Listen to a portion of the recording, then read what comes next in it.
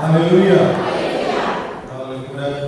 காலையிலே வந்து ஆண்டவருடைய ஆசீர்வாதத்தை பெற்றுக்கொள்வது ஆண்டவருடைய ஆசீர்வாதத்தை பெற்றுக்கொள்ளாமல் நாம் ஒருவரும் இருந்து போகும்போது ஏனென்றால் நம்மை ஆண்டவர் கணக்கு பார்க்க கொடுக்கிற ஆண்டவர் அல்ல.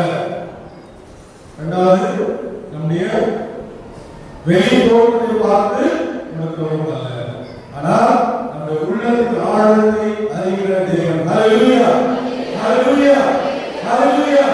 அதுக்காக நம்மை தந்தையாக இறைவனுடைய இறைவனாக இருக்கிறார். மற்றவர்கள் எல்லாரும் முகத்தை பார்த்து, நீங்க படிச்சிருக்க படிப்பை பார்த்து, நீங்க வச்சிருக்க வீட்டை பார்த்து, நீங்க போட்டிருக்க நகை உடைகளை பார்த்து மரியாதை கொடுக்கிறார்கள். ஆனால் நம் ஆண்டவரோ உள்ளத்தின் ஆழத்தை பார்க்கிறவராக இருக்கிறார். பாருங்க, லாசரு வந்து தெரியும். லாசரு ஒன்றுக்கு உதவாத ஒரு மனிதனாக இருந்தார். ஆனால் ஆண்டவரை எப்படி வைக்கிறார்? அப்படி சொல்லுகிறார்.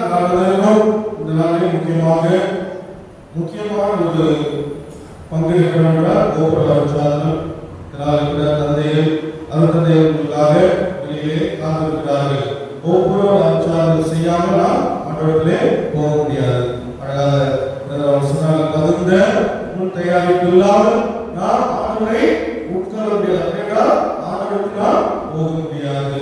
ஆனால் தயவு செய்து நாளிலே 5 நிமிடம் செலவு செய்து நம் ஆண்டவருக்கு நாம் ஒரு பெரிய காப்பி என்ற சின்ன செலவு சொல்லி ஆண்டவருக்கு நாமும் அவரும் ஒன்றாக மாறுகிற நேரம். இது ஒரு பெரிய ஈகோ இல்லை, பெரிய கஷ்டமான காரியம் அல்ல, பெரிய பண செலவு செய்ய தேவையில்லை. பார்த்துக்கிறோம், பணத்தை செலவு செய்து எவ்வளோ காரியங்கள் வாங்கிட்டு போய் அங்கே லைன்ல மணிக்கணக்கில் நாட்களுக்கு லைன்ல போய் அவர்கள் தரிசிக்கிறார்கள், பார்க்கிறார்கள். அவர் விசுவாசம் அப்படிப்பட்டதாக. ஆனால் நம்முடைய விசுவாசம், நம்முடைய ஆண்டவரோ ஒன்றுமே ரொம்ப சிம்பிளா எளிமையான உள்ளத்தை திறந்து கொடுத்தார். அதை கூட நாம் செய்யவில்லை. நமக்கு என்ன பாருங்க, அதுதான் முக்கியமான ஒரு காரியம். அருந்தந்தைகள் உங்களுக்காக காத்துக் கொண்டிருக்கிறார்கள். ஜெபத்தோடு உங்களுடைய பாவங்கள் மன்னிக்கப்பட வேண்டும். அதான் நமக்கு வேற இல்லை. உங்களை பற்றி அறிந்து கொள்ள வேண்டும் அல்ல, உங்களுடைய தவறான இழிவான காரியங்கள் கொண்டு கண்டு இது பண்ணதில்லை. அதை ஆண்டவருக்கு ஒப்புக்கொடுத்து உங்களுக்கு மன்னிப்பும் சமாதானத்தை கொடுங்க. அருந்தந்தைகள் காத்துக் தயவு செய்து கிடைக்கும் நேரத்திலே போய் நம்பிக்கைக்காக இருக்கிற இடத்துல போய் ஒரு ரூபாய் அவர்களே ஒவ்வொரு ஆச்சாரத்தை பெற்றுக்கொள்ளுங்கள். அது முக்கியமானது, தேவையானது, அவசியம். அதை கூட ஆண்டவரை கூட எனக்கு நல்ல விசுவாசம் இல்லாமல் தேவராஜ்யத்தை தரிசிக்க முடியாது, ஆண்டவரை தரிசிக்க முடியாது. விசுவாசம் இருப்பார்கள் தான் ஆண்டவரை நாம் காண முடியும். ஆண்டவரோடு இணைய விசுவாசம் இருக்கிறவர்கள் தான் பாவமன்னிப்பை நாம் பங்கேற்க முடியும். விசுவாசம் இல்லாதவர்கள் தான் பாவமன்னிப்பை பற்றி அக்கறை இல்லாதவர்களாக அதை நானே செய்ய வேண்டும், நானே பேசுகிறேன் பல விதமான யாருடைய பேசிக் கொண்டிருக்கிறோம். காரணம் அடி நானாக இருப்பது விசுவாசம் இல்லாமல். இந்த விசுவாசம் தான் நம்முடைய கிறிஸ்தவ வாழ்க்கைக்கு அடி ஆதாரமாக இருப்பது. ஒரு கட்டத்தினுடைய அஸ்திவாரமாக இருப்பது நமக்கு கண்ணுக்கு தெரியாது. அந்த அஸ்திவாரம் வெளிப்புற அஸ்திவாரம் கீழே இருக்கிறது. அந்த அஸ்திவாரம் என்ன? கிறிஸ்தவ வாழ்க்கையுடைய அஸ்திவாரம் என்றால் விசுவாசம். விசுவாசம் என்றால் நம்பிக்கை. நம்பிக்கைக்காக கீழ்ப்படிதல். அவ்வளவுதான். விசுவாசத்துக்கு பல பேர்கள் இருக்குது. அதில் நம்பிக்கை, கீழ்ப்படிதல். விசுவாசம் கீழ்ப்படிதல் ரொம்ப சிம்பிளான பேசிக்காக கீழ்ப்படிதல். ஆண்டவருடைய கட்டளைக்கு கீழ்ப்படிதல் விசுவாசம். ஆண்டவருடைய கட்டளை என்ன பார்த்தா ரொம்ப பெரிய விஷயம். ஆண்டவருடைய கட்டளை நீ அன்பு செய், என்னை அன்பு செய், உன்னை அன்பு செய், பிறரை அன்பு செய். ஹalleluya ஹalleluya. அவரே கேட்கவில்லை, நீ உன்னை அன்பு செய், ஆண்டவருடைய அத்தபிரானை என்னை அன்பு செய், உன் அன்புகளை அன்பு செய். இதுதான் கட்டளை. வேற ஒரு கட்டளை அவருக்கு கொடுக்கல. பிரதான கட்டளையாக நமக்கு ஆண்டவர் இயேசு கிறிஸ்து சிலுவையில் மரித்ததற்காக கொடுக்கப்பட்ட கட்டளை இதுதான். அன்பு செய், நீ உன்னை அன்பு செய், உன்னை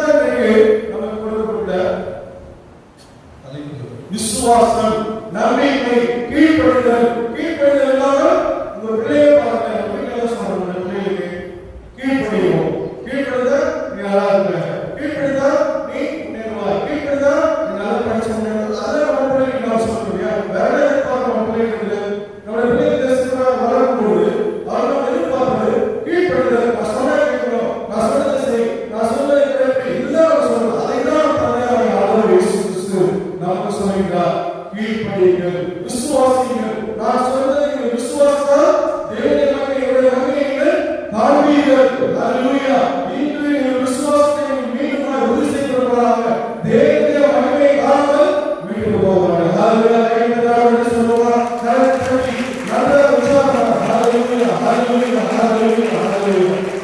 பாருங்க, விவிலியம் வேதாகமம் முழுக்க விசுவாசத்தினாலே கட்டமைக்கப்பட்டது. இந்த விசுவாசத்தை தவிர எதுவுமே இல்லை. எல்லாமே விசுவாசத்தை கொண்ட காரியங்களுக்கு தவிர வேற எந்த காரணமும் இல்லை. எல்லாவற்றைய கருப்பொருள் கடைசியாக போவது விசுவாசம், நம்பிக்கை, நம்பிக்கை, கீழ்ப்படிதல். இதற்கெல்லாம்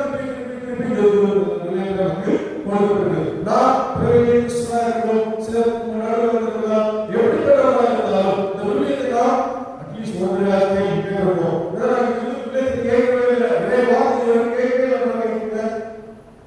இதான் முதல்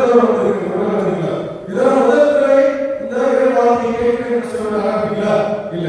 அந்த விசுவாசத்தை நாம் அனைவருமே அறிந்தவர்களாக இருக்கிறோம். யாருக்கும் சொல்ல தெரியாது, இது செய்ய தெரியாது, இதெல்லாம் கேட்கவே இல்லை, இது எனக்கு கொடுக்கப்படவே இல்லை, இது கற்றுத்தரவே இல்லை சொல்லி யாரும் சாக்கு போக்கு சொல்ல முடியாது.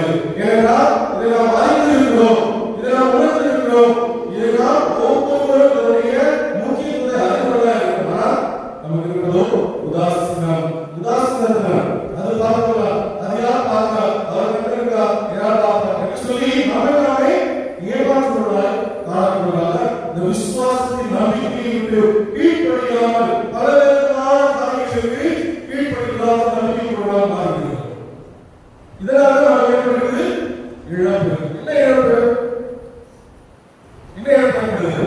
சூழ்நிலைகள், தரித்திரம், நோய், நல்ல உறவில்லாமை, நம்பிக்கை சமாதானம் இல்லாத அதோடைய விளைவுகள். விசுவாசம் இல்லாதனாலே, நம்பிக்கை இல்லாதனாலே ஏற்பட்ட பக்க விளைவுகள் நமக்கு உடல் சூழ்நிலைகள், நோய், துக்கம், சமாதானம் இல்லாமை, சண்டை, சச்சரவு, தரித்திரம், கடன், எல்லா வகைக்கு முக்கிய காரணமாக இருப்பது விசுவாசம் இல்லாமை. இந்த ஆளுமே நமக்கு விசுவாசம் இல்லாமை, அவருடைய நம்பிக்கை, அவர் கீழ்ப்படியாமல் போவதாலே ஏற்படுகின்ற விளைவுகள். ஆனால் அதற்கு மாறாக இதனால் கீழ்ப்படியாமல் விசுவாசப்படாமல் விளைவோ வாழ்வு, நித்திய வாழ்வு, நிலை வாழ்வு. பாருங்கள், இதை நமக்கு கொடுப்பது இந்த விசுவாசம், இந்த நம்பிக்கை, இந்த கீழ்ப்படியும் தன்மை நமக்கு நிலை வாழ்வை கொடுக்கிறது, நித்திய வாழ்வை கொடுக்கிறது. அந்த உலகத்துக்கு மாற்ற வாழ்க்கை அல்ல, கிறிஸ்துவ வாழ்க்கை. நல்லா புரிஞ்சுங்க. நிறைய பேர் நினைக்கிறோம் இந்த உலகத்தில் வாழும் வாழ்க்கை தான் வாழ்க்கை, அதுக்கப்புறம் மரணம் வாழ்க்கை கிடையாது. நித்திய வாழ்க்கை, நிலையான வாழ்க்கை, அங்கே நாம் மகிழ்ச்சியோடு இன்னொரு நாம் இருப்போம் உணர்வு அச்சமாக இருக்கிறோம். இந்த விசுவாசத்தை விட்டு இரண்டு போராய்கிறோம். நாணயத்திற்கு பக்கம் இருப்பதனால நாயகம் இருக்கிறது, இல்லையா? செல்லா காசு ஒரு நோட்டை ஒரு பக்கம் பிரிண்ட் பண்ணினா அது யூஸ் பண்ண முடியும், கொடுக்க முடியுமா, பேங்க் கொடுக்க முடியுமா? முடியாது. அது போல இந்த உலக வாழ்க்கை மாத்திரம் ஒரு வாழ்க்கையை நினைத்துக் கொண்டிருக்கோம்னா நாம் செல்லாதவராய் காணப்படும், ஒரு உலகமாய் காணப்படும். அதனால் இந்த உலகத்திலே எந்த பயனும் இல்லாதவர்களாக, எந்த பயனும் அற்றவர்களாக, ஒருவருக்கு உதவி இல்லாதவர்களாக, ஒரு மனித பின்னமாக வாழ்ந்து கொண்டிருக்கிறவர்களே. இந்த விசுவாசத்தை நாம் எங்கே பெற்றுக்கொண்டோம்? எங்க பெற்றுக்கொண்ட விசுவாசத்தை சொல்லுங்க. கடவுள் பெற்றுக்கொண்டோம். இந்த உலகத்தில் நாம் எங்கே பெற்றுக்கொண்ட விசுவாசத்தை? ஞானஸ்நானத்தில். ஹல்லேலூயா ஹல்லேலூயா. நமக்கு இலவசமாக சிறு குழந்தையாக 14 நாள் 40 நாள் 30 நாள் 45 நாள் ஒரு ஆனால் அந்த நாளே இந்த திருமுறையின் வழியாக நாம் ஒரு விசுவாசத்தை பெற்றுக்கொண்டோம். ஹல்லேலூயா ஹல்லேலூயா. இலவசமாக பெற்றுக்கொண்ட விசுவாசம் நம்மை வளர்த்ததாக. நாம் எப்படி வளர்க்கிறோமோ, சின்ன குழந்தையாக இருக்கிற குழந்தை எப்படி படிப்படியாக வளர்ந்தோ அப்படிப்பட்டதான வளர்ச்சியை ஆண்டவர் நம்மை எதிர்பார்க்கிறார். அப்படிப்பட்டதான வளர்ச்சி பெறணும்னா நாம் ஆண்டவருடைய பிள்ளைகளாக இருக்க முடியும். அப்படிப்பட்டதான வளர்ச்சி விசுவாசத்தில் இருக்கின்றோம். வளர்வதனாலே எந்த பயனும் இல்லை. எல்லா குழந்தையும் உடலளவில் வளர்ந்து கொண்டே இருக்கும். ஆனால் இந்த விசுவாசத்தின் வழியாக, இந்த விசுவாசத்தோடு நாம் வளர்வோம். நமக்கு விடுதலை உண்டு, ரட்சிப்பு உண்டு, நித்திய வாழ்வு கொண்டிருக்கிறார்கள். இப்படிப்பட்ட உணர்வுகளை நாம் ஏதோ நேரத்தில் எப்படி நாம் கேட்கிறதா இல்லை, இறைவாக்கு ஒவ்வொரு நாளும் உரைக்கப்படுகிறது, ஒவ்வொரு திருமணம் உரைக்கப்படுகிறது. ஆனால் நமக்கு இருப்பதோ வரதி. யார் மாதிரி இருப்பது? தலைமையை செயல். பாருங்க, இந்த விதைப்பவருடைய உணவை நாம் பார்த்திருக்கிறோம். ஆனால் சொல்றா விதைப்பை உணவிலே மார்க்கு சிஸ்டர் 4 வாசகம் விதைப்பவருடைய உணவை நாம் பார்க்கிறோம். மார்க்கு 4 முதல் வசனத்திலிருந்து இது சொல்லப்படுகிறது.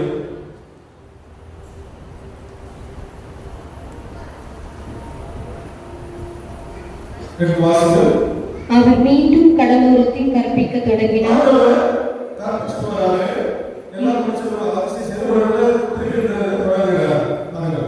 மாபெரும் மக்கள் கூட்டம் அவரிடம் ஒன்று கூடி வர அவர் கடலில் நின்ற ஒரு படகில் ஏறி அமர்ந்தார்.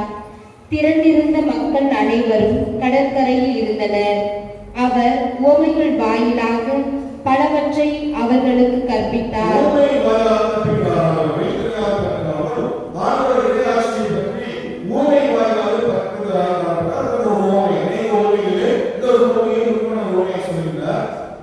அவர் அவர்களுக்கு கற்பித்தது இதோ, கேளுங்கள். விதைப்பவர் ஒருவர் விதைக்க சென்றார். அவர் விதைக்கும் பொழுது சில விதைகள் வழியோரம் விழுந்தன.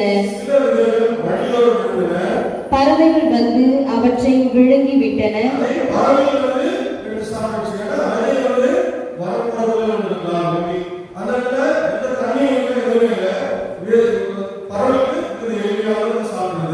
வேறு சில விதைகள் மிகுதியாக மண் இல்லாத பாறை பகுதிகளில் விழுந்தன. அங்கே மண் ஆழமாக இல்லாததால் அவை விரைவில் முளைத்தன.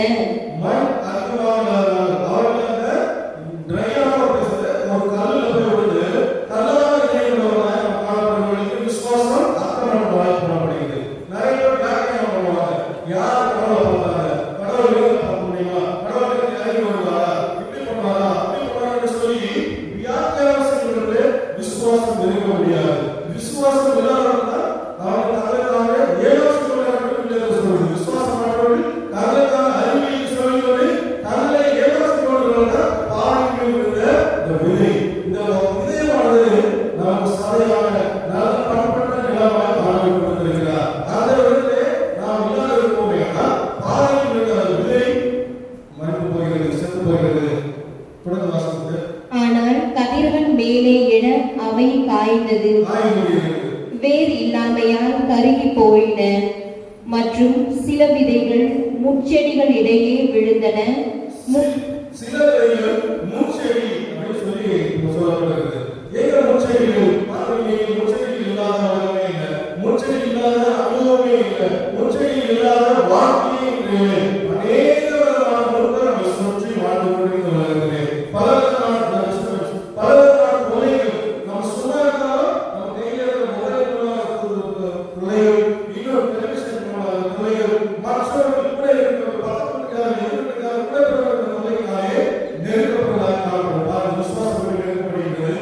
முட்செடிகள் வளர்ந்து அவற்றை நெருக்கிவிடவே அவை விளைச்சலை கொடுக்கவில்லை.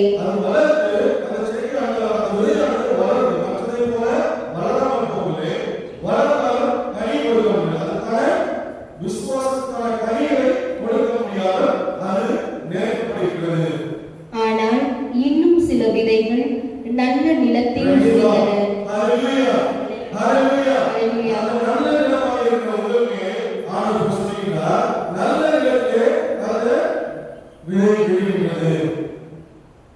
அவை முளைத்து வளர்ந்து சில 30 மடங்காகவும் சில 60 மடங்காகவும் சில 100 மடங்காகவும் விளைச்சலை கொடுத்தன.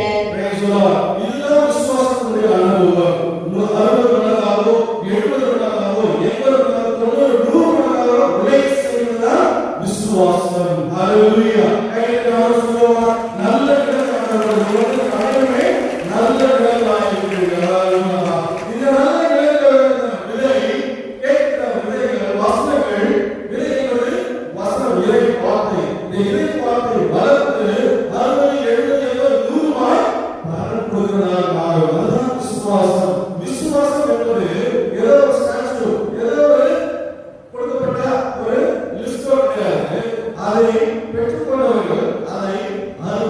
70 80 விதமாக 100 விதமாக மற்றவர்களுக்கு அது விதையாக மாற வேண்டும். வளர்ந்தாலே கனி வருகிறது, கனி வருவதால் விதை வருகிறது, மீண்டும் அது விதைக்கப்படும். அதுதான் விசுவாசம். விசுவாசம் என்பது ஏதோ ஒரு இடத்துல தொடங்கி ஒரு முடிவு அல்ல. அது தொடர்ந்து சுழற்சி முறையில் உங்களிலிருந்து மற்றவர்களுக்கு, உங்கள் மூலமாக பிள்ளைகளுக்கு, உங்கள் பிள்ளைகளோட பேரர்களுக்கு, உடல்களுக்கு வளரக்கூடியதாக இந்த விசுவாசம் காணப்படுகிறது. ஆனால் இந்த விசுவாசத்தை நீங்கள் அழிப்பதனாலே, இந்த விசுவாசத்தை காயப்படுவதனாலே, இந்த விசுவாசத்தை பறவைகள் பின்வருவதனாலே நீங்கள் மட்டுமல்லே பாதிக்கப்படுவதில்லை. நீங்கள் மட்டுமல்ல, உங்கள் சந்ததிகள் இதனால் சந்திக்கப்படுகிறார்கள். உங்களோடு மீண்டும் உங்கள் விசுவாசத்தினாலே உங்கள் சந்ததிகள் வாழ்கிறது. ஹல்லேலூயா, ஹல்லேலூயா. உங்களுடைய விசுவாசத்தினாலே உங்கள் பிள்ளைகள் ஆண்டவரை வழியில் ஆசீர்வாதம் பெற்றுக் கொள்வார்கள், காணப்படுகிறார்கள். இந்த விசுவாசம் இல்லையா நாங்கள் இல்ல, நம்முடைய சந்ததியும் சாப்பிட்டுள்ளார்கள். ஆண்டவர் பெரிய மேலான பாவத்தை நாம் செய்திருக்கிறோம். விசுவாசம் என்பது ஒன்றுமில்லை, நம்பிக்கை சொல்றார். தொடர்புகளிலே 2 அதிகாரம் 16 வாசிப்போம். தொடக்க முதல் முடிவு வரை விசுவாசம் தான் சொல்லப்படுகிறது. தொடக்க முதல் முடிவு வரை விசுவாசம், அவருடைய பலன்களும் விசுவாசம் இல்லாமல் இருக்கிற அழிவுகள் தொடக்க 2 அதிகாரம் 16 முடிவிலே நம்முடைய ஆறு பெற்றோர்கள் என்ன செய்திருக்கிறார்? ஆண்டவராகிய கடவுள் மனிதரிடம் தோட்டத்தில் இருக்கும் எந்த மரத்திலிருந்தும் உன் விருப்பம் போல் நீ உண்ணலாம். ஆனால் தோட்டத்தில் இருக்கிற எந்த மரத்தின் கனியை நீ உண்ணலாம் என்று ஆண்டவர் சொல்கிறார். ஆனால் நன்மை தீமை அறிவதற்கு ஏதுவான மரத்திலிருந்து மட்டும் உண்ணாதே. எல்லா மரங்களும் சாப்பிடலாம், ஆனால் ஒரு மரத்தில் கனியை மட்டும் புசிக்காதீர்கள், அதை உண்ணாதீர்கள், அது பக்கத்திலே போவதீர்கள் ஆண்டவர் சொல்கிறார். ஆனால் மனதில் பாருங்க, ஏனெனில் அதிலிருந்து நீ உண்ணும் நாளில் சாகவே சாவாய். விசுவாசம் என்பதால் ஆண்டவர் சொல்கிறார், கட்டளை இடுகிறார், நீ செய்யாதே. நீ உலகத்திலே அனைத்தையும் படைத்த ஆண்டவர் எல்லாவற்றையும் எடுத்து புசிக்கலாம், அனுபவிக்கலாம், இதை மாத்திரம் செய்யாதே என்று ஆண்டவர் சொல்கிறார். அதுதான் விசுவாசம். விசுவாசம் என்பது கட்டளை ஆண்டவருக்கு கீழ்ப்படுகிறார். விசுவாசம் ஆண்டவர் கொடுத்த கட்டளையை கீழ்ப்படியாதவர்களாலே, அவர்கள் விசுவாசம் இல்லாதவர்களாலே பாவத்துக்குள்ளானார்கள். ஆதி பெற்றோராகிய ஆதாமுடைய அந்த தோட்டத்திலிருந்து விலகி வளர்ந்து தனித்து வளர்க்கான பாவத்தை அவர் செய்தார். பாவத்தினுடைய வேர் எங்கிருக்கிறது? இந்த விசுவாசம் இல்லாமே. இந்த பாவத்தை கேட்கிறோம். இதை வார்த்தையாக சொல்வது அழகாக சொல்றார். அந்த பாவத்தினுடைய தொடர்ச்சி தான், இந்த பாவத்தினுடைய தொடர்ச்சிக்கும் அவன் வேறுபாடு இருப்பதுதான் இந்த விசுவாசம் இல்லாமே. விசுவாசத்தால் நீங்க பாவம் செய்ய மாட்டீர்கள். பாவம் செய்ய மாட்டேன் நீங்க முடிவெடுக்கிறார். பாவம் செய்து நான் இனி பாவம் செய்ய மாட்டேன் என்று சொல்லி நீங்கள் என்ன முடிவெடுத்தாலும் நீங்கள் விசுவாசத்தால் மாத்திரமே பாவம் செய்யாமல் வாழ முடியும். இந்த பாவத்தின் வேர் எங்கிருந்தால் விசுவாசம் இல்லாமே. அந்த ஆதி பெற்றோர்களுக்கு வருகிறது. நீங்க கேட்கிறது இந்த உலகத்திலிருந்து இந்த விசுவாசத்திலும் பாவத்திற்கும் காரணமாய் காரணங்கள் நாம் ஆதி பெற்றோர்களாய் காணப்படுகிறது. ஆனால் ஏதோ பாவம் வந்துச்சு, நடுவில் வந்துச்சு, இப்பதான் உலகத்தில் புரிஞ்சுன்னா கிடையாது. ஆதி பெற்றோர்கள் முதலில் இந்த விசுவாசம் இல்லையா இந்த பாவம் நம்மை தொடர்ந்து கொண்டே இருக்கிறார்கள். அப்படின்னா இந்த விசுவாசத்தை நாம் தவறுவிடும் என்றால், ஆண்டவருடைய கட்டளையை கீழ்ப்படியாமல் போவோம் என்றால் நாம் பாவத்துக்கு தள்ளப்படுகிறோம். அதுதான் விசுவாசம் இல்லை. விசுவாசத்தால் ஆண்டவருடைய சந்ததியை அவர்கள் விசுவாசத்திருப்பார்கள், நம்பி இருப்பார்கள், கீழ்ப்படி இருப்பார்கள், பாவங்களிலே வந்திருக்கிறார். இதுதான் விசுவாசம். விசுவாசம் ஏன் சொல்கிறோம் என்றால், இந்த விசுவாசத்தை கொண்டிருக்கிறவர்கள் மாத்திரமே பாவம் செய்யாமல் வாழ முடியும். பாவம் செய்யாமல் வாழ முடியும்னா ஆண்டவருக்கு நாம் நண்பராக இருப்போம், ஆண்டவருக்கு நாம் பிள்ளைகளாக இருப்போம், ஆண்டவருக்கு நாம் உறவு எப்போதும் நல்லா இருக்கும். அமைதியாக சந்தோஷமான வாழ்க்கையா இந்த உலகத்திலே வெற்றியோடு வாழ முடியும். இது மாத்திரமல்ல, மறுவுலகத்திலும் நமக்கு கொண்டு போகிற படைக்கப்படுவது இந்த விசுவாசத்தை இப்படிப்பட்டதாக ஒரு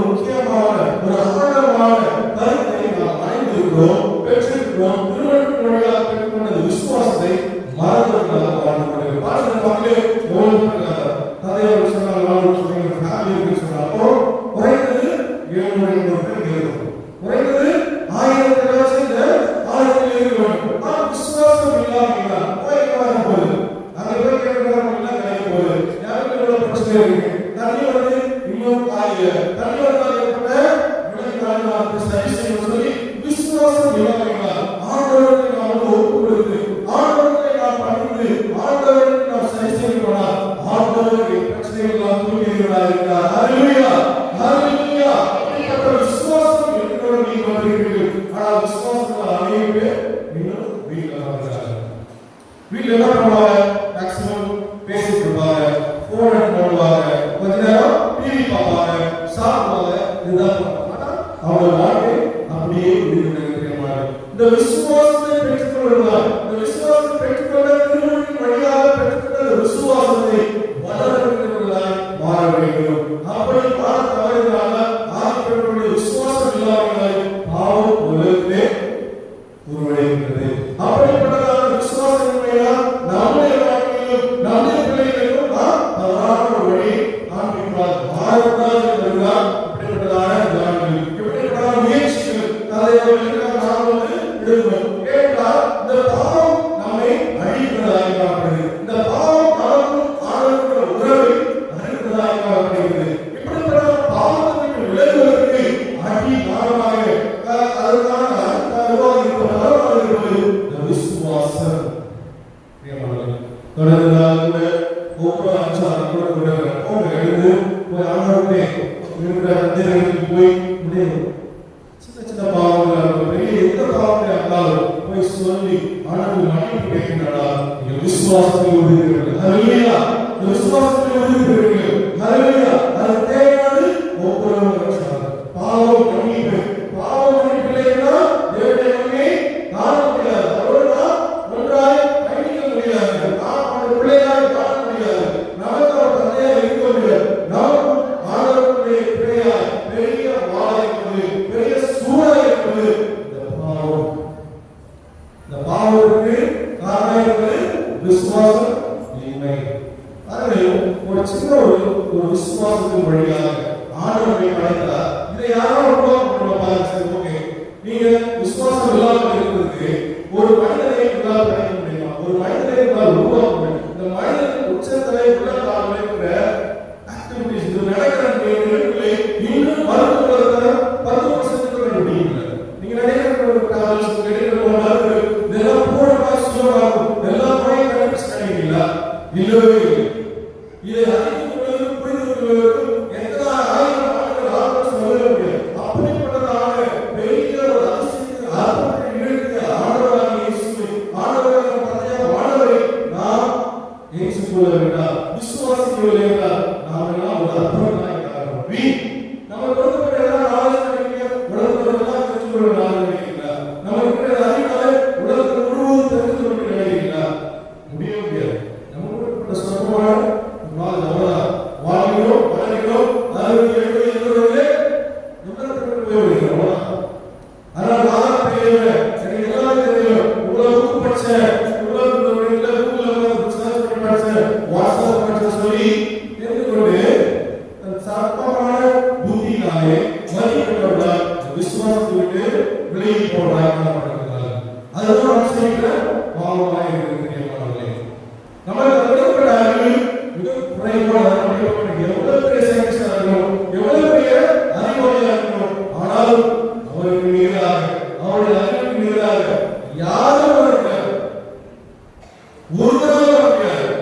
ஏனென்றால் அப்படிப்பட்ட மகத்துவமான தெய்வம். ஹல்லேலூயா, மகத்துவமான தெய்வம். இந்த உலகத்தை பார்க்க யோகுக்கு பார்க்கிறோம், திருப்பணம் யோகுக்கு படிப்போம். அதில் பார்த்தோம், நான் மலர் படைத்த வார்த்தை பார்த்தேன். அதில் இருக்கிற நட்சத்திரங்களின் கோள்களை பார்க்கும்போது ஆண்களை இணைப்பதற்கும் வைப்பதற்கு எல்லாரும் சொல்லுவார். நீ ஒன்றுமே ஒரு நட்சத்திரம் வார்த்தை பாருங்க. நம்ம வீட்டுக்கு ஒரு கூரை அமைப்புக்கு சொல்ல பண்றோம். ஒரு வீட்டுக்கு ரூப் பண்றதுக்கு உலக இன்ஜினியர்ஸ்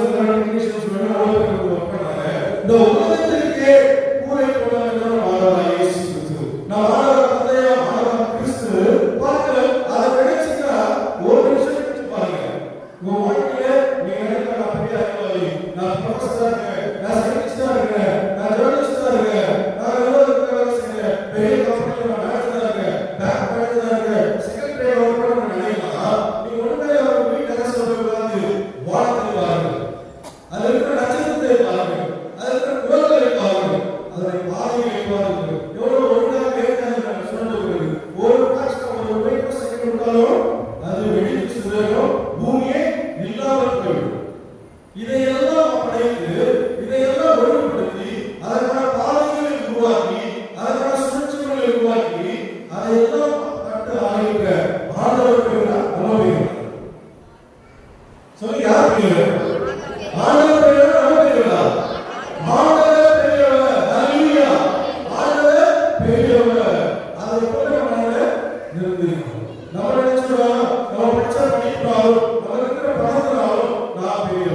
நான் கோயிலுக்கு போக மாட்டேன். ஃபாதர் தான் சொல்லுவாங்க, நான் என்ன கேட்கிறேன்? அவர் என்ன சொல்லுவாரு? நாம எல்லாம் செய்வோம். அவர் பெரியவரா, இவர் பெரியவரா, உபதேசம் பெரியவரா?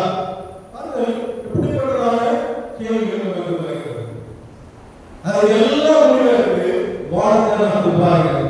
அதை ஓர்வனை பாருங்கள், வீட்டில் இருப்பார். அதை எண்ணவே முடியாது.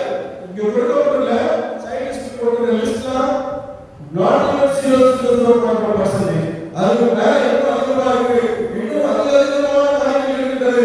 அதை கண்டுபிடிக்கிற நாலேஜ் இல்ல, அதை கண்டுபிடிக்கிற டெக்னாலஜி நமக்கு இல்ல. அதான் உண்மை.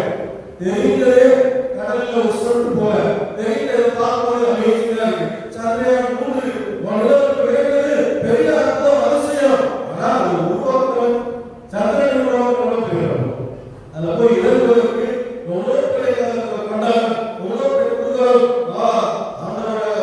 பெரிய சாதனை செய்து சொல்லிட்டோம். உடனே சாதனை தான். அதை நாம் பார்க்க வேண்டும். ஆனால் அதையும் விட மேலாக ஆண்டவரை எவ்வளவு பாராட்ட வேண்டும். நாம் ஆண்டவரை விசுவாசிக்க வேண்டும், நம்ப வேண்டும், கீழ்ப்படிய வேண்டும். அதுதான் இருக்கிற ஒரு பிரியமானவர்களே. நாம் நினைக்கிறோம் நமக்கு எல்லாமே தெரியும், நமக்கு எல்லாமே புரியும். நான் பைபிள் படிக்கிறேன் சொல்லுவாங்க. இவன் ஊழியம் பண்ணி பண்றவங்க இருந்தா சொல்ல கேட்கிறேன். பைபிளை படிச்சு முடிச்சிட்டேன். எப்படி பைபிளை படிச்சு முடிச்சிட்டேன் எல்லாரும் தெரியும் சொல்லுவாங்க. அப்படிப்பட்ட நாம் ஞானத்தை கொண்டவர்களாய் இருப்பது அறிவியல் தன்னைக்கான ஏகத்துவம் என்று சொல்லி விளைவு சொல்கிறது. இப்படிப்பட்டதான ஞானம் திருச்சபையிலே மிகப்பெரிய மிகப்பெரிய ஒரு சமுதாயம் என்று போப்பாளர் சொல்கிறது. நான் சொல்றேன் பாப்பர் சொல்லினா இந்த உலகத்திலே இப்பொழுது இந்த நம்ம திருச்சபையிலே இந்த மாதிரியான ஞானிகள் அஞ்ஞானிகள் போன்ற நிறைய பேர் உருவாகி கொண்டிருக்கிறார்கள். அவர்களெல்லாம் அவர் ஞானத்தினாலே தங்களைக்காக பெரியவர்களாக இருந்து கொண்டு விசுவாசத்தையும் நம்பிக்கையையும் மதிக்காதவர்களாய் அதை புரட்டி கொண்டவர்களாய் மாறப்பட சொல்கிறது. இந்த காலத்தில் பெரிய பாவமாய் செய்யப்பட்டிருக்கிறார்கள். ஆனால் தொடர்ந்து பார்த்தோம் இன்னொரு கேரக்டர் நோவா என்ற ஒரு விசுவாசம் இருக்கிறார்களா? நோவா என்ன சொன்னாங்க? படிப்பு கேட்கவே நம்ம தெரிஞ்சுக்கலாம் சொல்லிடுறேன். நோவா ஒரு நல்ல விசுவாசி, ஆண்டவரை விசுவாசித்தார். விசுவாசம் இல்லையா? நோவா விசுவாசம் எப்படிப்பட்ட ஒரு விசுவாசம் பாருங்க. மழை இல்லை, காற்று இல்லை, எதுவுமே இல்லை. ஆண்டவர் சொல்றார் ஒரு கப்பலை செய். அது செய்யாத சின்ன போட்டா மீன் பிடிக்கிற போட் தயார் பண்றது இல்லை. அவர் போட்டு அதோட இன்னைக்கு கப்பல் பண்ணுறதுக்கு முன்னோடியாக இருக்கிற ஒரு கஷ்டம். மிகப்பெரிய ஒரு கப்பலை ஒரு ஊரே மனுஷன் மாத்திரம் இல்லை, இந்த உலகத்தில் இருக்கிற எல்லா ஜீவராசிகளும் சக்திகளும் இருக்கிற மிகப்பெரிய ஒரு கப்பலை ஆண்டவர் செய்ய சொல்லியிருக்கிறார். அந்த வயதான மனிதர் பாதையில் ஆசிரிச்சாங்க, எல்லாரும் கிண்டல் பண்ணியிருப்பாங்க. ஆனாலும் ஆண்டவர் சொன்னதை கேட்டார். அதை கேட்டது மாத்திரமில்லாமல் அது செய்தார். அதான் விசுவாசம். விசுவாசத்துடைய மூணாவது நம்முடைய தந்தைகளாக போய் நோவா பாருங்க. நினைக்கிறாங்க இந்த மனிதன் அந்த பட்டணத்தில் எவ்வளவு பேர் இருந்தாங்க. அந்த ஒரு குடும்பமானவங்க மீண்டு போகிறது. அந்த ஒரு குடும்பமானவரும் விசுவாசத்தை நம்மளாச்சும் இருக்கு பைபிளுக்கு படிக்கிறோம், தெரிஞ்சுக்கிறோம். எந்த விதமான முன்னுதாரணமும் இல்லை. ஏதோ உடனே எழுத்து சார் நன்மை கிடையாது. ஆண்டவர் சொல்கிற வார்த்தையை கேட்டு நோவா ஒரு பேழையை செய்தார். Praise Lord, praise Lord. நாமும் ஆண்டவருடைய வார்த்தையை கேட்டு நம்மை மீட்பத பேழையை செய்வோம். ஹல்லேலூயா, ஹல்லேலூயா. அந்த விசுவாசத்திலே நம்மை காத்துக்கொள்ள ஆண்டவர் சொல்வதை செய்ய வேண்டும். அதுதான் நமக்கு கட்டளையாக இருக்கிறது. அது ஒரே கட்டளை தான், அது மாற்றமே கிடையாது. எத்தனை நூற்றாண்டுகளாலும் இதுதான் கட்டளை. இதை மாற்றுவதற்கு ஆண்டவரிடத்தில் யார் வரப்போவதே கிடையாது.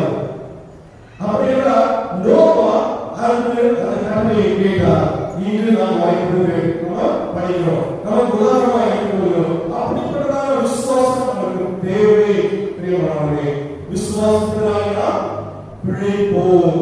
யார் விசுவாசம்? நம்ம பிழைக்கணும், நம்ம பிழைக்கணும். நம்முடைய மூதாதையர் நம்முடைய வழி மரங்கள் ஆசீர்வதிக்கப்பட வேண்டும். படிக்கிறதுக்கு சமுதாயத்திற்கு அதோட போகிறது. ஆனால் அந்த விசுவாசமோ நம்மை விடுவிக்கிறதா இருக்கிறது, நம்மை கட்டுகளை உடைக்கிறதா இருக்கிறது, நம்மை தரித்திரங்களை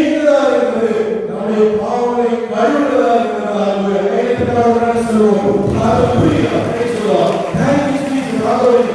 இன்று விசுவாசத்தை மீண்டும் கட்டியெழுப்புவதற்காக செல்கிறோம். ஒவ்வொரு கட்டியெழுப்பப்படுவார்கள் இந்த காரியத்தை. தொடர்ந்து ஆசிரியர் செய்வர்கள் கண்டிப்பாக போங்க. ஆசிரியர் போய் செய்து வாங்க. ஒன்றும் பெரிய விஷயம் இல்லை. திரும்ப சொல்றவங்களுக்கு திரும்ப வாய்ப்புகள் கொடுக்கப்படுகிறது. இந்த வாய்ப்புகளை பயன்படுத்திக் கொள்ளுங்கள். அநேக கிராமங்களிலே அநேக ஐரோப்பிய நாடுகளிலே பாதுகாப்பு கொடுப்பதற்கு குழுக்கள் இல்லை. கிராமங்களில் வளர்ந்த நகரங்களிலே பட்டணங்களிலே பாவமளிப்பு கொடுப்பதற்கு குழுக்கள் இல்லை. அதற்காக 100 கிலோமீட்டர் 200 கிலோமீட்டர் காலை பிரயாணம் செய்து போய் பாவமளிப்பு பெற்றுக்கொள்வதை காணப்படுகிறார். இங்கு இலவசமாக ஆரோக்கிய வந்து குழுக்கள் காத்துக்கொண்டிருக்கிறார். இந்த வாய்ப்பை தவறவிடாதீர்கள். இது உங்களுக்கு ஆண்டவர் கொடுக்கும் கடைசி வாய்ப்பாக கூட இருக்கலாம். ஒருவேளை ஒரு கடைசி வாய்ப்பாக இருக்கலாம். நீங்கள் இருக்கிற நாமும் நீங்கள் இருப்பதை சொல்ல முடியாது. அப்படிப்பட்ட சூழ்நிலை வாழ்ந்து கொண்டிருக்கிற காலங்களில் கொடுக்கப்பட்ட வாய்ப்பை நீங்கள் பயன்படுத்திக் தொடர்ந்து நோவா பேரினால் விடுதலையாக்கப்பட்டார். அவர் விசுவாசத்தினாலே. அடுத்த ஒரு கருத்து விசுவாசம் சொல்லுவாங்க. பழைய பாடல் ஆபிரகாம் விசுவாசத்தின் தந்தையாக இருக்கிறவர். அவர் விசுவாசத்துடைய தந்தையாக இருக்கிறவர். ஆபிரகாமுடைய செயல்பாடுகள் நாம் கிறிஸ்துவராய் பிறந்திருக்கிறோம். நாம் கிறிஸ்துவராய் வளர்ந்ததாலே விசுவாசம் என்பதாலே ஒரு பெரிய வித்தியாசம் இல்லை. விசுவாசத்தினாலே ஆபிரகாம் ஒரு புகழ் பெற்றார். ஆண்டவர் தேர்ந்தெடுத்தார். நீ உன் இடத்தையும் தேசத்தையும் விட்டுவிடுவதற்காக நீ உன் தேசத்தையும் இனத்தையும் தாய்மையும் விட்டு என்னோடு வாழ்க்கை சொல்லுகிறார். யாருக்கும் தெரியாத ஒரு கடவுள் அவர் சொல்லும்போது ஆபிரகாம் அதை விட்டுவிட்டு ஆண்டவரை பின்பற்றுகிறார், விசுவாசிக்கிறார். ஆண்டவரை மகிமை கண்டாராக ஆபிரகாம் ஆண்டவரை மகிமை கண்டாராக சொல்லுங்க. கண்டாரா கண்டா அவர் ஆசீர்வதிக்கப்பட்டதா? ஆசீர்வதிக்கப்பட்டது. நான் ஆபிரகாம் பிள்ளையாக இருக்கிறபடி விசுவாசத்தின் வழியாக சொல்லப்பட்டது. பவுல் சொல்கிறார், நாம் சட்டத்தின் வழியாக அல்ல, விருத்தத்தின் வழியாக அல்ல, விசுவாசத்தின் வழியாக ஆபிரகாமின் பிள்ளைகளாக காணப்படுகிறோம். ஆண்டவருடைய பிள்ளைகளாக காணப்பட்டு எதிர்பார்ப்பாக விசுவாசம் நம்பிக்கையின் வழியாக. Praise God, praise God, praise God, hallelujah. அப்படிப்பட்டதான ஆபிரகாம் அவர் ஆண்டவரை அறியாதவர், ஆண்டவரை வழிநடத்த அல்லாதவர், இஸ்ரவேல் ஜனங்களுக்கு தந்தையாக எல்லாருக்கும் விசுவாசத்தின் தந்தையாக இருக்கிறார். எடுத்து வாசிப்போம். கலாத்தியர் 3ஆம் அதிகாரம் 6ஆம் வசனத்தை வாசிப்போம். கலாத்தியர் 3ஆம் பவுலை எடுத்து சொல்லுங்க. ஆபிரகாம் எப்படி ஆசீர்வதிக்கப்பட்டார் சொல்லி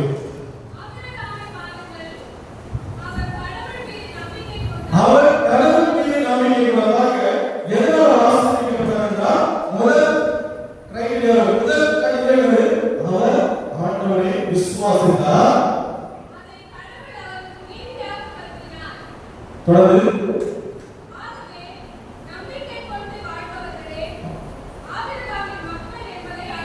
Praise God. நம்பிக்கை கொண்டவர்கள் யார் என்பவர் ஆபிரகாம் மக்கள். ஆபிரகாம் யார் என்பவர் தந்தையுடைய நாம் அனைவருமே தந்தையுடைய பிள்ளைகளாக மாற்றப்படும். எதன் மூலமாக? நாம் பெற்றுக்கொண்ட விசுவாசத்தின் மூலமாக. அந்த விசுவாசம் திருமணத்தின் வழியாக பெற்றுக்கொண்டோம். அதை சடங்காக பெற்றுக்கொண்டது அல்ல. நாம் ஞானஸ்நானம் திருமணத்துக்கு பெற்றதாலே நாம் ஆண்டவருடைய பிள்ளையாக மாற்றப்படுவதில்லை. ஆபிரகாமுடைய பிள்ளையாக ஆபிரகாம் வழிபாட்டாக மாற்றப்படுவது இல்லை. எதனால?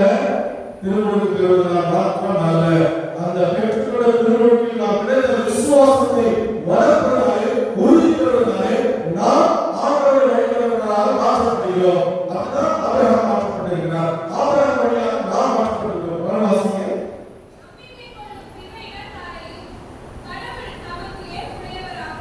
யாராக இருந்தாலும் விசுவாசத்தின் யோகத்திலே சொல்லப்படும் மாந்தர் யாவரையும் என் ஆவியை ஊற்றுவேன். Praise God, praise God. மாந்தர் யாவரையும் என் விசுவாசத்தில் உள்ளதான் போகிறது. மாந்தர் யாராக இருந்தாலும் முதலாவது இஸ்ரவேல் மாத்திரம்தான் ஆண்டவருடைய பிள்ளைகளாக இருந்தார்கள். விருத்தசேதனம் செய்தவர் மாத்திரமே ஆண்டவருடைய பிள்ளைகள். மற்றவங்க ஆண்டவருடைய பிள்ளைகள் கிடையாது. அதுதான் நடந்துச்சு. ஆனா ஆண்டவராய் இயேசு கிறிஸ்து வந்ததற்காக நம்பிக்கை வழியாக நாம் ஆண்டவருடைய பிள்ளைகளாக மாற்றப்பட்டிருக்கிறோம். அப்படி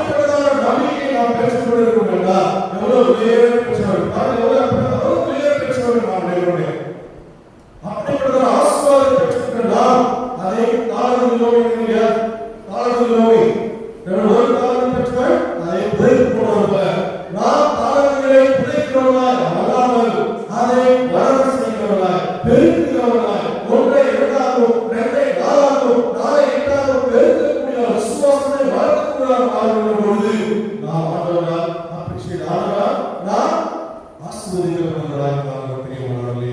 அது பழைய ஏற்பாட்டிலே 3 காரியங்களை பார்க்கிறோம். முதலாவது ஆதி பெற்றோரை பார்த்தோம். அவர்கள் விசுவாசம் இன்மையினாலே கீழ்ப்படியாமையினாலே, அதாவது விசுவாசம் என்பது கீழ்ப்படுதல், கீழ்ப்படுதல் விசுவாசம் தான், வேற ஒரு டிஃபரன்ஸ் இல்லை.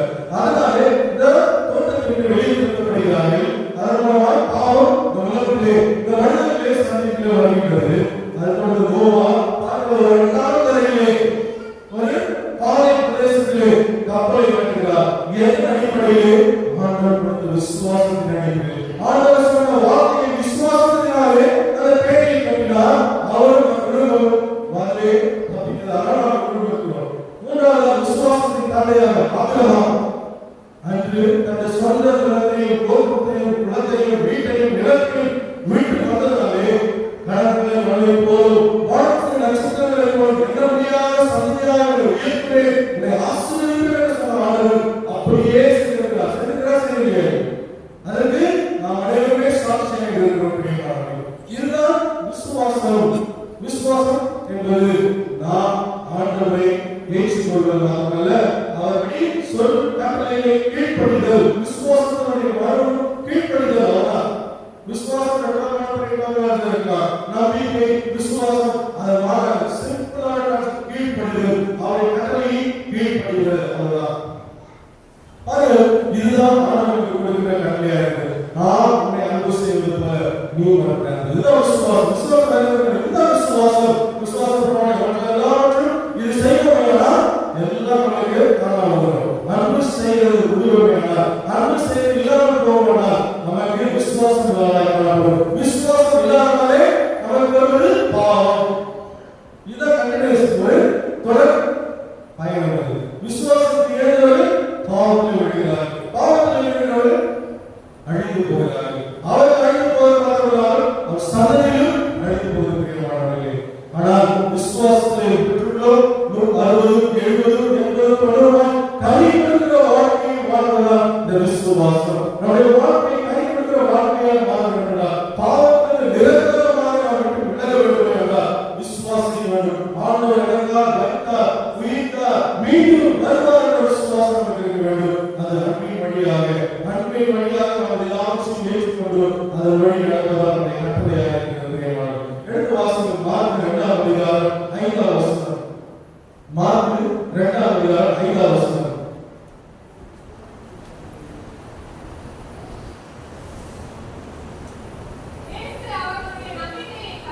இயேசு அவருடைய நம்பிக்கையை கண்டு முடக்குவாதவர்களை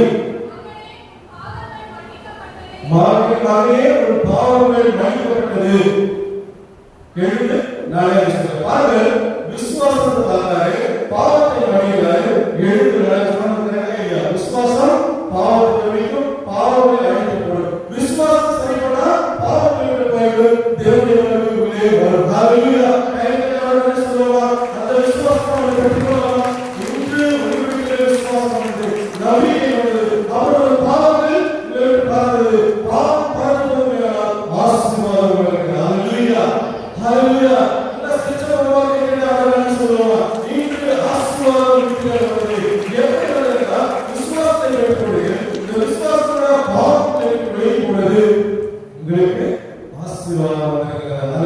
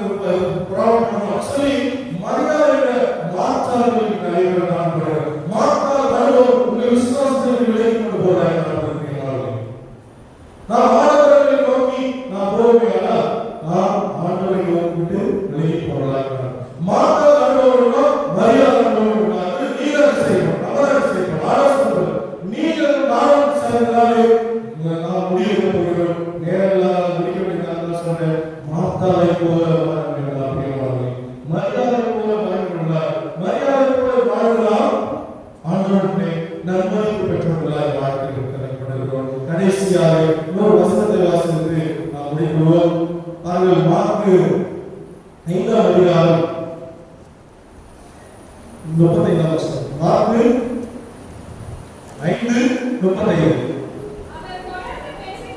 அவர் தொடர்ந்து பேசிக் கொண்டிருக்கும் பொழுது தொழுகை கூட தலைவர் ஒரு வேலை போனார்.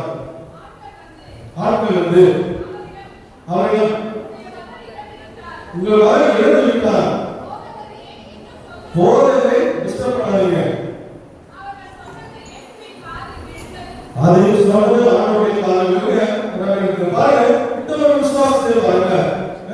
அவர் கொள்கை கூட தலைவர் வந்து காலில் விழுது, அவர் படத்துக்கு வருவதற்கு பிரச்சனை, அவர் காலில் விழுது, மக்களை நான் போதகரை வீட்டுக்கு வரணும், என்னுடைய மகன் இறப்பு தருவாயில் இருக்கிறார், எனக்கு இறப்பு தருவாயில் இருக்கிறார் என்று சொல்லி அவர் அணியிட்டார். வர வழியில் தான் பார்த்தீங்கன்னா 12 நாளில் ஸ்திரீ வந்து இன்சிடென்ட் நடக்குது. இதனால நேரம் இல்லை, நேரம் குறை நாள் பார்ப்பதால அந்த காலம் இறந்து விடுகிறது. அப்போ வீட்டுல இருந்து ஆட்கள் வந்து உதவிச்சு அப்படின்னு நினைச்சு விசுவாசம் எப்படிப்பட்ட விசுவாசம் இருக்குதுன்னா அவரை டிஸ்டர்ப் பண்ணாதீங்க சொல்லி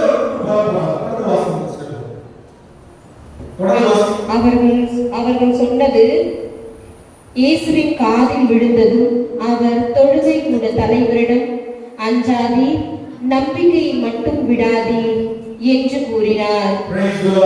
அஞ்சாதே, நம்பிக்கையை மட்டும் விடாதே என்று ஆண்டவர் சொல்லுகிறார். அஞ்சாதே எப்படிப்பட்ட சூழ்நிலையாக இருக்கலாம், எல்லாரும் வந்து போச்சு, டாக்டர் சொல்லுகிறார் இதுதான் இருக்கு, இது ஒரே பிரச்சனையா சொல்லிருக்கலாம், உன்னுடைய வேலை வரா, உன்னுடைய வருமானங்கள் வரா, நோய் பிள்ளைகளுக்கு தான் இருப்பா, பிறந்தவங்க குடிச்சுதான் இருப்பா, உன்னுடைய கணவருக்கு தான் இருப்பாரு, குடிக்கொண்டா இருப்பாரு, வேலைக்கு போகணும்னு சொல்லிருக்கலாம். அதை நம்பாதே, ஆண்டவர் சொல்லுகிறார் அஞ்சாதே, விசுவாசி தேவனை வைக்கிறார். ஹல்லேலூயா.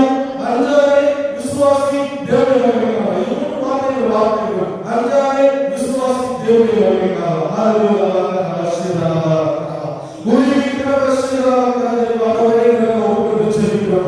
விசுவாசம் என்பது நம்பிக்கை, நம்பிக்கை என்பது கீழ்ப்படிதல் என்று மாற்றா அனுபவங்கள் வேகமானவை. மரியாதை போல ஒரு காலத்திலே அமர்ந்து உடைய வார்த்தையை கேட்டு கதைகளை கீழ்ப்படிகிறவர்களா விசுவாசிக்கிறவர்களா வாரிக்கு ஒப்புக் கொடுக்கிறவர்களே நீங்கள் வார்த்தையை மாற்றும் போய் ஒவ்வொரு ஆச்சாரம் பகிர்ந்து போகிறோம். அதனால விசுவாசத்திற்காக பாவத்திலிருந்து விடுதலையாக போகிறோம். அதன் மூலமாக வாழ்க்கை மாறப்போகிறது. ஹல்லேலூயா. சொல்லுவோம் ஹல்லேலூயா. கர்த்தர் வார்த்தைகளோடு விசுவாசி தேவனை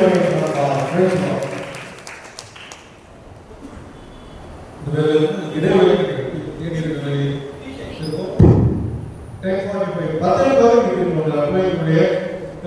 குடிக்கலாம், தண்ணி குடிக்கலாம், பாத்திரம் போட போயிட்டு சரியாக 10:45 வரலாம். இன்னும் டைம் இருக்கிறவங்க வந்து பாவத்தை இருங்க. அது ரொம்ப தேவையானது, முக்கியமானது.